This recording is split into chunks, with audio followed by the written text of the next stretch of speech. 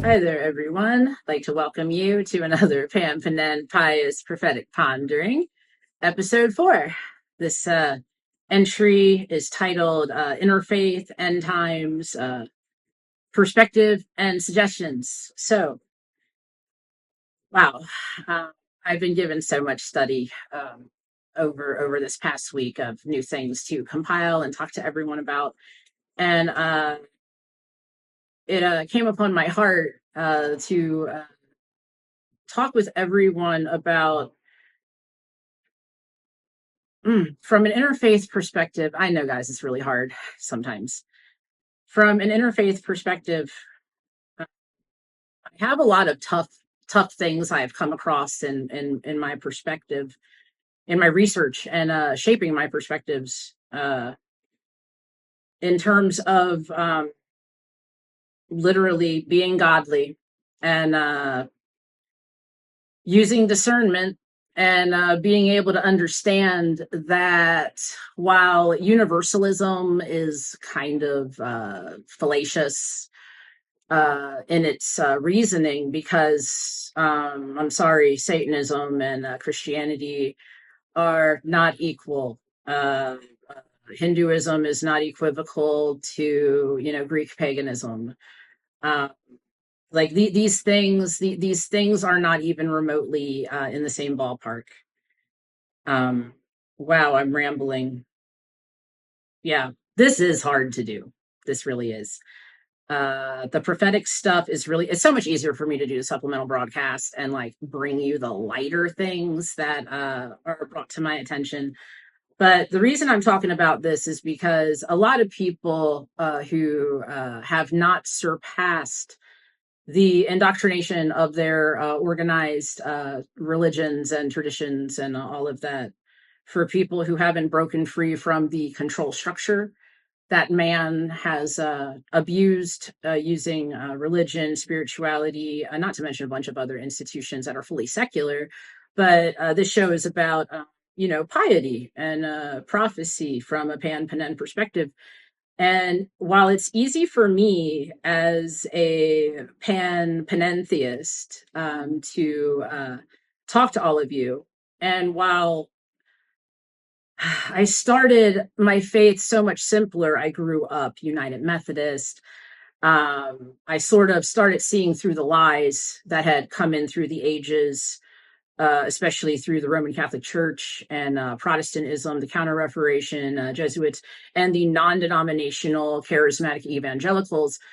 Um, yeah, such a turnoff. But I never stopped believing in God the Father, even when I got convinced to become pagan as a teenager, and that really didn't do me any favors. And I went back to the church.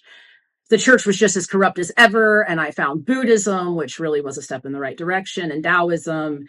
Uh, but I never stopped praying to God. I never stopped believing in God. I never stopped respecting God. I never denied Christ, and I won't. I don't care what the opinions of other people from other faiths really their judgments against me for being able to maintain walk in a godly life and my bodhisattva vows and water method, Taoism. These things do not, they don't conflict. And being a pan-panentheist, I very well understand God's part in everything. But I'm learning a lot of new stuff now. And a big thing that I learned is that the confusion in the edit of the Bible that kind of made me walk away from organized Christianity when I was a teenager. Um, when I started really learning stuff, especially about philosophy, theology, and many things, I started asking questions. I started investigating things, and I found that the church is no different than like Congress. Okay, it's just as wrong. It's very ungodly. It actually keeps people in bondage. It's there for this conformist, slave-minded energy harvest that's going on through the apostate church, and the synagogue of Satan. It's a shame. These people are all frauds that are saying they're something, and they've infiltrated so many things. But my learning is going to upset potentially some Christians on here, and I'm not trying to upset you, and it might upset some Jewish people, and it might upset some others, but I don't know. But let me start with the simple thing. Monotheism and monism. All right. So a lot of people think Christianity is monotheistic, like there's one God. Um, it's not. It's a monistic religion that focuses on a pagan space god named Yahweh, or YHWH, okay, in the original Hebrew when you convert it to our Roman alphabet. And just like how I'm a Buddhist and I treat, Hinduism with and those gods and all with respect, but I don't worship them, and I don't worship Buddha because that's not what Buddhists do. And Taoists don't worship the Tao. That's just not really a thing. That's not how that works. Pan-Panentheism is an understanding of just God being a facet of everything. That's not in conflict at all with God's word or God's creation, or a lot of Christian theories on that, actually. But this Messiah worship and Yahweh worship that I keep seeing Christians and Jewish people and unaffiliated believers alike trying to thrust on others in a well-meaning but misguided way. I want to talk to everyone about our worlds are going to be turned upside down the more and more that we learn. So much has been hidden from us, everyone. So very, very, very much. So I want to talk to you about being respectful to all these different things that come before us in this journey, because I'm learning as we all go along, just as you guys are. And worship and respect, authenticity and integrity are the main things I want to focus on in my little chat with y'all today. So you can respect Yahweh and what we know about what we've been taught from other benevolent paths, and respecting them, because I'm sorry, there isn't only one correct religion, and there isn't only one wrong religion, and not all of them are right and not all of them are wrong. The truth is literally for us to discover right now, and it's time for us to really dive in and shed all the doctrine, shed all the dogma, and go into this like we're scholars and people trying to just learn and understand about this stuff, and just to be better people. Because we can do all of these things and not cross lines of false god or idol worship, or putting other gods before Yahweh. And let me be clear, Yahweh is not God the Father, okay? It's not the God Jesus spoke of. That's going to be in my next video. But this person came down and is like an Anunnaki space god, and talked to Moses and told him what to do, and was very physical. And when Moses went up on the mountain and stuff to talk to God, that wasn't Yahweh, that was another dude. Okay, all of this stuff got all mixed up. These translations are mega wow. I'm sorry if this is incoherent rambling to everyone. I really am. But the importance of spiritual history, spiritual literacy, and theological discourse, and continuing our minds open to discovery of new information, hidden information, and newly revealed information is so important. Different eschatology perspectives, both accurate and inaccurate, are treated as though they are the gospel truth, and neither you nor I has even heard the gospel, because that was something that was done in person when Jesus was alive. That hasn't been done since, technically. They've really done a number with the language, everyone, and I really am sorry for the ramblings, but the religious zealots, alarmists, and narcissists are the majority of the members of organized religion. If you're talking to me, you're either trying to escape from that, or you've woken up to your independent spirituality, or you've come to understand things not in the traditional way, is basically why you would probably be coming across my video, and you prefer it that way, and I think that's great. I think that's wonderful. But like, I am Buddhist, right? But I still am kosher. Even though I'm vegetarian, I'm kosher. I keep the Sabbath, and I abide by, the laws. I wasn't taught to in church, or anything like that. I read and understood what was expected to even have a covenant, through Christ, or through God, the old covenant, let alone the new covenant. You're not welcome to the covenant without abiding by the laws, and that those things were literally only written for one very specific group of people. I'm going to be including links below so that all these ramblings make a lot more sense, because once you go down to the syllabus below, this is going to make so much more sense to you. I'm here to open up a dialogue. It's going to be my first of many, of interfaith support and balancing boundaries between faiths. I absolutely abhor that some people think that Buddhism involves idol worship, witchcraft. I'm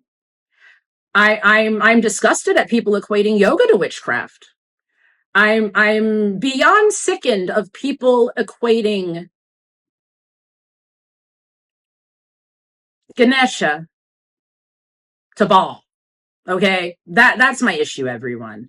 So there isn't only one right way. There isn't only one wrong way. Not always are right and not always are wrong. We're here to discover what is right and what is wrong with the best discernment we can. And I believe we can all do that through godly behavior, uh, literally doing our best not to sin. And if we do sin, we repent. We say we're sorry. I also think it's very important for us to be mindful. I think it's important for us to be calm. I think it's important for us to be in a state of study and meditation, and have that be very important. I think it's important for us to go into prayer and really become the people we're meant to be. Okay, without God, without all of these structures, without all that we've learned, we're a mere fragment of ourselves, and we're a minuscule particle of our potential when we're reduced to that. Um, the true heart, of morality and ethics literally is, would you do that too, or in front of God?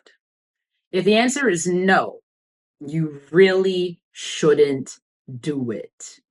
And I want to talk a little bit about false witness before I close this one out and go on to the next one that's going to make this one make a lot more sense. So definitely come for episode 5. It's going to be good.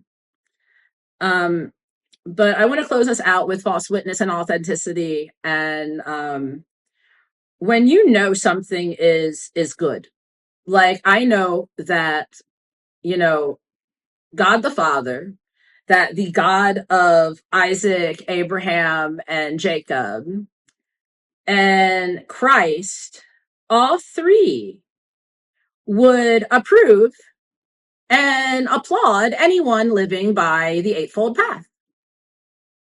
It's a very, very positive and helpful compliment. I also believe that they would applaud anyone abiding by the Tao Te Ching, because that doesn't contradict. It doesn't. None of it contradicts. Our understanding, now that we're a global society and not all isolated like we were before the internet, we now have to view things in a new way. We now have to understand things in a new way. And I look forward to telling you more and more and more of what is revealed to me.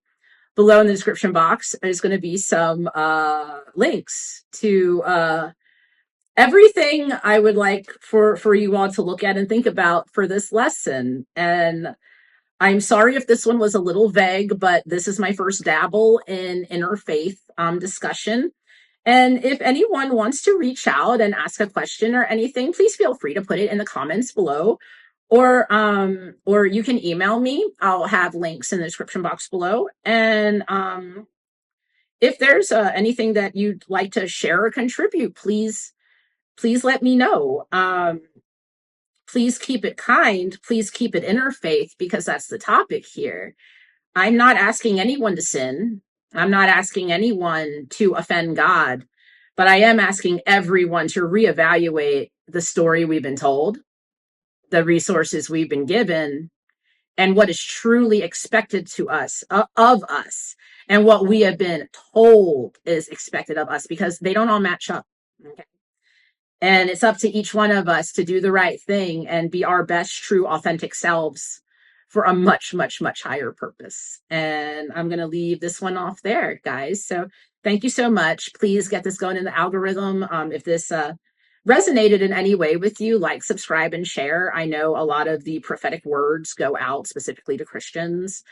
And there's a lot that are specifically, Jewish. I get a few that are, new age. I don't really trust them, but a few things have been trickling in from Buddhism, Taoism, and the other faiths. I'm going to include them below and share with you so that you can learn more about these things. The East and the West view spirituality very differently. That's why I'm a happy hodgepodge of all of that and some of the ancient things. And I do everything I can to offend and insult um, no deity, especially the Most High. Okay. So I hope to see you next time on Pan-Panen, Pious, Prophetic, Ponderings, and have an awesome Sabbath. I am filming this before the sun goes down. Bye bye.